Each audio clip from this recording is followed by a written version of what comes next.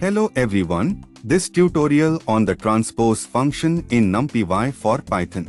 The transpose function in NumPy allows you to rearrange the elements of a two-dimensional array so that the rows become columns and the columns become rows. This can be useful for a variety of tasks such as data manipulation, matrix multiplication, and image processing. One important thing to keep in mind is that the transpose function does not change the original array.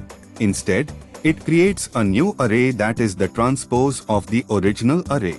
In addition to transposing two-dimensional arrays, the transpose function in NumPy can also be used to transpose higher dimensional arrays by specifying the axis along which to transpose. That's a brief overview of the transpose function in NumPy for Python. Regenerate response. In this Python code, we are using NumPy to create a two-dimensional array called X with 3 rows and 3 columns. We are then printing the array using the print function.